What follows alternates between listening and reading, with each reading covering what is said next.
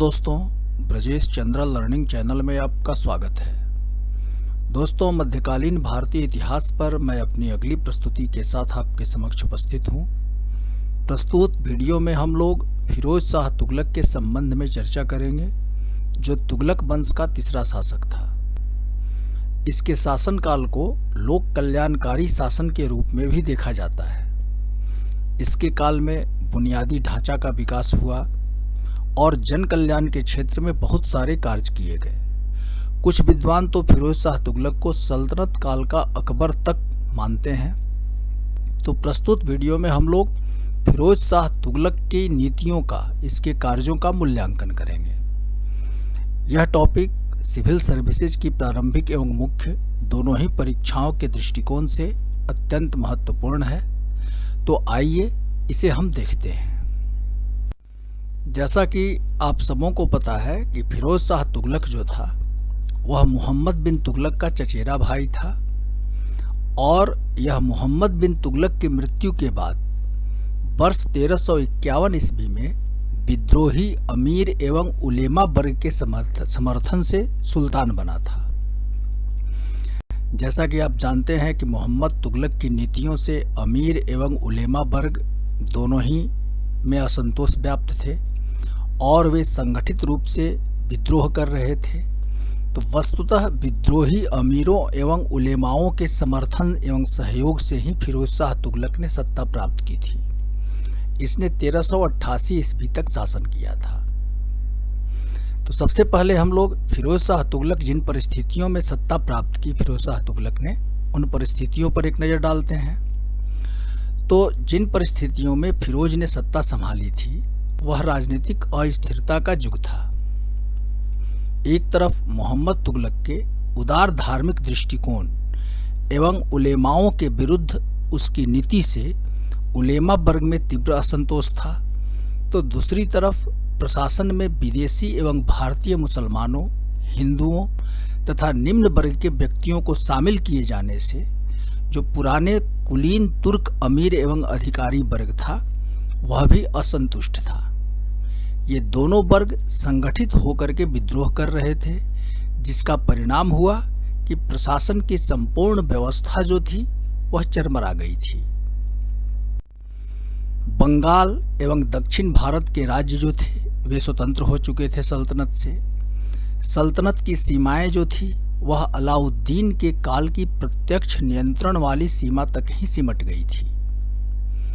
मोहम्मद बिन तुगलक की विभिन्न योजनाओं की असफलता से धन का भारी अपव्यय हुआ था, जिससे अर्थव्यवस्था भी जो थी वह संकटाग्रस्त थी। जनसाधारण में भी तीव्र रोष व्याप्त था। तो इन परिस्थितियों में फिरोज शाह तुगलक ने सत्ता प्राप्त की थी। दूसरी तरफ फिरोज शाह तुगलक में कुशल सेनापतित्व एवं प्रशासनिक कुशलता का सर्वथा अभाव था और सैन्य व्यवस्था भी चरमरा गई थी।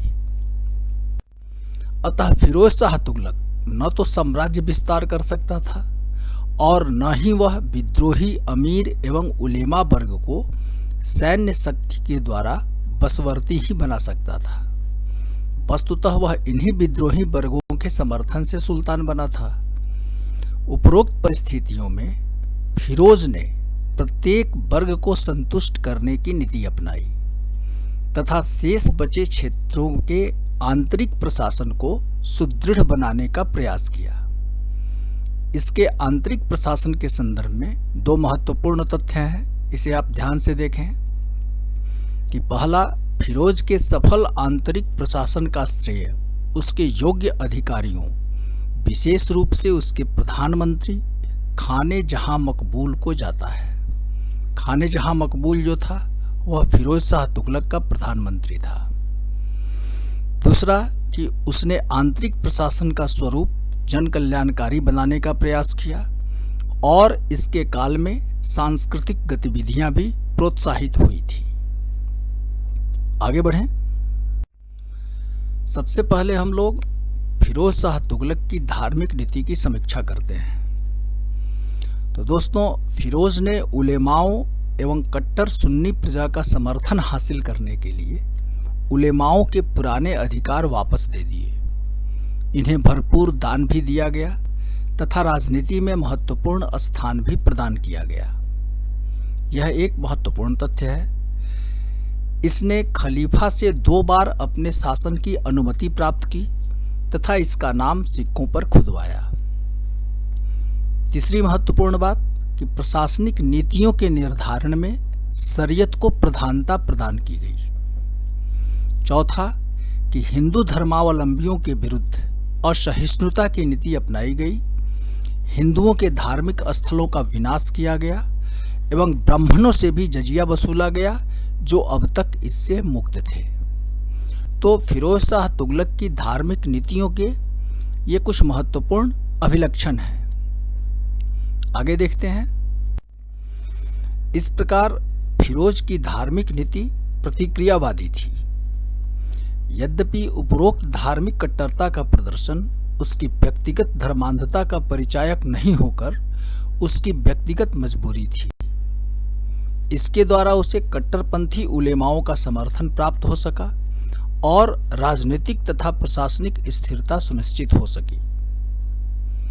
अब फिरोज शाह तुगलक की इस धार्मिक नीति के दुष्परिणाम क्या हुए उन पर एक नज़र डालते हैं। तो हालांकि इस धार्मिक नीति का दुष्परिणाम यह हुआ कि अलाउद्दीन एवं मोहम्मद तुगलक के काल से सल्तनत का जो धर्मनिरपेक्ष चरित्र उभर रहा था उस प्रक्रिया पर विराम लग गया। सल्तनत का सामाजिक पृष्ठाधार कमजोर हुआ एवं शासन की क्षमता भी प्रभावित हुई। यद्यपि मध्यकाल में राजनीतिक नीतियों को प्रभावित करने में जनमत की भूमिका उतनी महत्वपूर्ण नहीं थी। आगे बढ़ते हैं। इसके अतिरिक्त उलेमाओं को राजनीतिक अधिकार देने से उनका प्रशासन के प्रत्येक क्षेत्र में हस्तक्षेप बढ़ा जो एक स्वस्थ प्रवृत्ति नहीं थी। अब हम लोग अमीरों एवं अधिकारियों के प्रति फिरोज शाह तुगलक की जो नीति थी उस पर चर्चा करते हैं। तो अमीर एवं अधिकारी वर्ग को संतुष्ट करने के लिए फिरोज ने उनके बीच महत्वपूर्ण पदों का बंटवारा किया। गैर तुर्की अमीरों एवं अधिकारियों को भी उनके पदों पर बने रहने दिया गया। विद्रोही अमीरों को माफी प्रदान कर दी गई। इनके भ्रष्टाचारपूर्ण कार्यों का विरोध नहीं किया गया। इनके पदों को वंशानुगत बना दिया गया। तीसरी महत्वपूर्ण बात कि फिरोज ने अमीरों सामंतों से मिलने वाले उपहारों की कीमत को उनकी राज्य के प्रति देनदारियों में से घटा दिया। इन कारणों से अमीरों ने भी फिरोज के विरुद्ध कोई बड़ा विद्रोह नहीं किया। तो अमीरों एवं अधिकारियों के प्रति फिरोज शाह तुगलक की ये प्रमुख नीतियां थी। अब इन नीतियों का दुष्परिणाम यह हुआ कि पदों को वंशानुगत बनाए जाने से योग्य अधिकारियों की संख्या समाप्त हो गई। प्रशासनिक कुशलता के अभाव में फिरोज ने अमीरों एवं अधिकारी वर्ग को विस्तृत अधिकार प्रदान कर दिए, जिससे प्रशासन में भ्रष्टाचार पनप गया। भ्रष्ट अधिकारियों को माफ करने की नीति से भ्रष्टाचार को बढ़ावा मिला। इस प्रकार प्रशासनिक कुशलता जो थी वह प्रतिकूलता से प्रभावित हुई। अब हम लोग फिरोज शाह तुगलक की जो सैनिक नीति थी उसे देखते हैं। तो फिरोज शाह का सैन्य संगठन भी दुर्बल था। केंद्र पर बड़ी एवं अस्थायी सेना नहीं थी। अधिकांश सैनिकों एवं अधिकारियों को जागीरों के रूप में वेतन दिया गया। उनकी सैनिक सेवा वंशानुगत बना दी गई। इसका परिणाम हुआ कि सैनिक सेवा के लिए योग्यता का मापदंड समाप्त हो गया। सेना में भ्रष्टाचार पनपा और सैन्य शक्ति कमजोर हुई। आगे बढ़ें। अब हम लोग फिरोज शाह तुगलक के राजस्व नीति की समीक्षा करेंगे। तो जैसा कि आप सबों को पता है कि मोहम्मद तुगलक के काल में सल्तनत के कोष पर प्रतिकूल प्रभाव पड़ा था तथा दोआब में कृषकों एवं जमींदारों के विद्रोह के कारण राजस्व वसूली की व्यवस्था भी चरमरा गई थी। अतः कर वसूली को सुगम बनाने के लिए फिरोज ने कई कार्य किए। इसे लोक कल्याणकारी कार्य माना जा सकता है। जैसे पहला, उसने इस्लामी कानूनों के द्वारा स्वीकृत केवल 4 कर खराज, खम्स, जजिया और ज़कात, इन्हीं 4 करों को वसूला। अन्य प्रकार के 24 कष्टदायक करों को हटा दिया गया। दूसरा कि उलेमाओं की स्वीकृति से फिरोज ने 1/10 भाग अर्थात 10% सिंचाई कर भी वसूला था। सिंचाई कर को हक़े सर्ब कहा गया है। सिंचाई व्यवस्था का विकास भी किया गया। इस क्रम में नहरों, तालाबों का विकास किया गया। फिरोज ने 5 बड़ी नहरों का निर्माण करवाया था, जिन्हें जमुना नदी से हिसार तक, सतलज नदी से घग्घर नदी तक, सिरमौर की पहाड़ी से लेकर के हांसी तक एवं जमुना नदी से फिरोजाबाद तक निर्मित किया गया था। तो इस प्रकार बुनियादी ढांचे का विकास कृषि अर्थव्यवस्था के क्षेत्र में फिरोज शाह तुगलक के द्वारा किया गया। अधिकारी कृषकों पर दबाव न डालें, इसके लिए राजस्व अधिकारियों के वेतन बढ़ा दिए गए। इनसे सुल्तान के द्वारा उपहार लेने की प्रथा भी समाप्त कर दी गई। चौथा महत्वपूर्ण कार्य कि इस संदर्भ में फिरोज की एक अन्य महत्वपूर्ण उपलब्धि यह थी कि संपूर्ण राष्ट्र के लगान को अनुमान के आधार पर निर्धारित कर दिया गया। इससे राज्य की आय निश्चित हुई और इससे व्यय पर नियंत्रण भी संभव हुआ। इसके अतिरिक्त फिरोज शाह तुगलक ने 12,000 के लगभग बाग लगवाए, जिससे सल्तनत को काफी आय हुई। तो इस प्रकार जो फिरोज शाह तुगलक की राजस्व नीति थी उसे जन कल्याणकारी तो माना जा सकता है, लेकिन इस राजस्व नीति के कई नकारात्मक पहलू भी थे। इन पर हम लोग अब चर्चा करते हैं। अब इस राजस्व नीति की जो नकारात्मक पहलू थे उन पर एक नजर डालते हैं। तो पहला कि फिरोज के काल में जागीरदारी एवं इजारेदारी प्रथा भी विकसित हुई। जागीरदारों एवं इजारेदारों ने जनता से कठोरता पूर्वक लगान वसूले, अर्थात जो लगान वसूली का कार्य था जागीरदारों ने ठेके पर दे दिया और ठेकेदारों ने, इजारेदारों ने कठोरता पूर्वक जनता से लगान वसूली। फिरोज ने जिन करों को हटा दिया था अधिकारी उन्हें भी वसूलते रहे, इसके प्रमाण मिलते हैं। इन अधिकारियों पर नाम मात्र के नियंत्रण के कारण ये राज्य के प्रति देनदारियों से भी लापरवाह हुए। नतीजतन इनकी समृद्धि तो बढ़ी पर राज्य को उस पर प्रतिकूल प्रभाव पड़ा। फिरोज शाह तुगलक का यह सौभाग्य था कि इसके समय कोई अकाल नहीं पड़ा और जनता पर अतिरिक्त बोझ भी नहीं पड़ा। आगे बढ़ें। अब हम लोग फिरोज शाह तुगलक के सार्वजनिक निर्माण एवं परोपकार के कार्यों को देखते हैं। तो फिरोज शाह ने अनेक नगरों का निर्माण करवाया था। इसमें फिरोज शाह कोटला, फिरोजाबाद, हांसी, जौनपुर, हिसार आदि मुख्य नगर थे। जौनपुर का निर्माण उसने अपने चचेरे भाई जूना खान अर्थात मोहम्मद बिन तुगलक की स्मृति में करवाया था। इसने खिजराबाद एवं मेरठ से अशोक के 2 स्तंभ अभिलेखों को लाकर के दिल्ली में स्थापित किया। इसके काल में बड़ी संख्या में अस्पताल अर्थात दारुल सफा, सराय एवं स्नानागृह आदि का निर्माण भी हुआ। इसने पुराने ऐतिहासिक इमारतों की मरम्मत भी करवाई। कुतुब मीनार का भी इसने पुनर्निर्माण करवाया था, जो आकाशीय बिजली गिरने के कारण क्षतिग्रस्त हो गई थी। नए मदरसों एवं मस्जिदों का निर्माण भी हुआ। मुस्लिम संतों एवं धार्मिक व्यक्तियों को दान दिए गए। गरीब एवं अनाथ मुस्लिम स्त्रियों, विधवाओं एवं कुंवारी लड़कियों को आर्थिक सहायता प्रदान करने हेतु दीवाने खैरात विभाग की स्थापना की गई। आगे बढ़ते हैं। 100 लाख टंका गरीब कृषकों में बांटा गया ताकि वे भूमि आबाद कर सकें, परंतु फिरोज के जो ये परोपकारी शौक थे वो बहुत खर्चीले सिद्ध हुए, जिसका राज्य को उस पर काफी दबाव पड़ा। अब शिक्षा एवं साहित्य के संदर्भ में जो फिरोज की नीति थी उसे देखें। तो इसने जियाउद्दीन बर्नी एवं शम्स-ए-सिराज अफीफ को संरक्षण प्रदान किया। बर्नी ने फतवाए जहांदारी एवं तारीखे फिरोजशाही लिखी। हिंदुओं के प्रति असहिष्णु होते हुए भी इसने हिंदू दर्शन एवं साहित्य में दिलचस्पी ली। इसने हिंदू धर्म ग्रंथों का फारसी में अनुवाद करवाया। दलाइल फिरोजशाही एक ऐसा ही ग्रंथ है जो नक्षत्र विज्ञान से संबंधित है।